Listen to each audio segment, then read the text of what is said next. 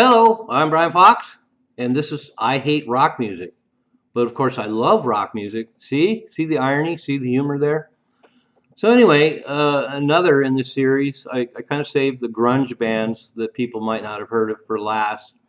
I put a lot of Seattle bands in this series first that kind of broke the mold and really weren't part of the grunge thing, although they thrived in the same music scene. So although there was a ton of grunge bands out there, there's a lot of weird bands that just didn't fit into grunge per se, and a lot of them played together, and it was just fine.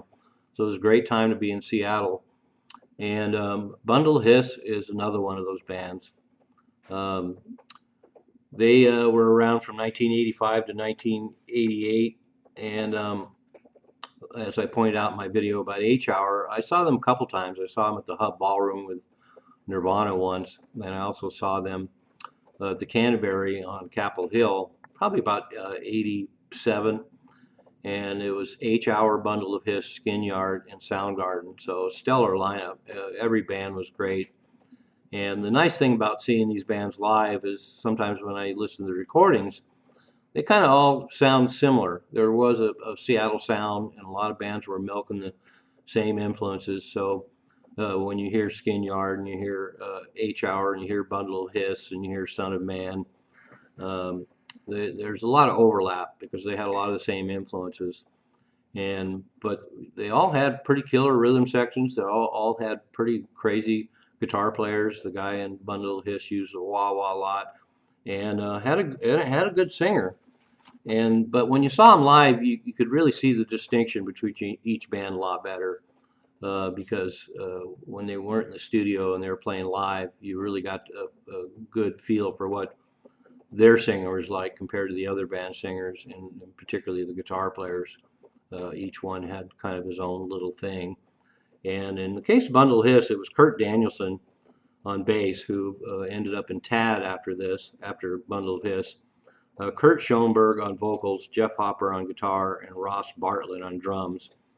Ross Bartlett left the band in '86, and they brought in a couple of other people. Jamie Lane got brought in on guitar and vocals in '86, and they became a trio. And I think their later period certainly is demonstrated by the demos as well. It got a lot more interesting. They were a little less thick and sludgy as they progressed and as a trio. And of course, when Jamie Lane joined the band, it changed their sound a fair amount because Kurt Schoenberg was out, and so they had a different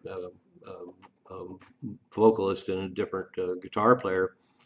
And Dan Peters actually joined the band in 1984, and he was only 15 years old at the time. Of course, Dan Peters went on to Mudhoney. So once again, you're seeing the connections between all these Seattle bands. These names show up in band after band. There's a lot of cross-pollination, and it's really interesting to look at band family trees. And Bundle Hiss, actually, their last incarnation, they had Tad Doyle on guitar. So he'd moved out of being drummer for H Hour and then joined Bundle Hiss on guitar. And then, of course, after that, he grabbed the bass player Kurt Danielson from Bundle Hiss and formed Tad. And Tad was definitely one of the more pro bands. I mean, I saw all these bands, and Tad were one of the most professional. They always came on. They were tight. They were full on. They had it all going on. And Tad kind of defined the grunge sound in a lot of ways. I know people think about Soundgarden and Nirvana and Mudhoney and the like, but Tad really were kind of the just a bulldozer of a band. And so to me, they really epitomized what was grunge. A lot of these other bands kind of transcended the whole grunge thing and turned out to just be really great rock bands. But Tad just kind of defined that sound. Guitars just churned. They were decidedly unmusical. Tad's vocals could peel paint off the wall, and they just beat a dead horse with just overload. And so Bundle Hiss were really cool, and they were another band that actually wasn't from Seattle. They moved from a suburb called Stanwood in 1980, and as I pointed out, they kind of started with new wave influences and Gang of Four and Joy Division, and then eventually they absorbed all the Black Sabbath and Led Zeppelin and started doing the grunge thing. And so from 1980 to 1986, they were one version of the band, and then by 1987 they became a trio, and then briefly Tad was in the band, so they became a quartet again. So that's another thing about a lot of these local bands. There's members coming in and out, and different versions of the band, which is kind of weird.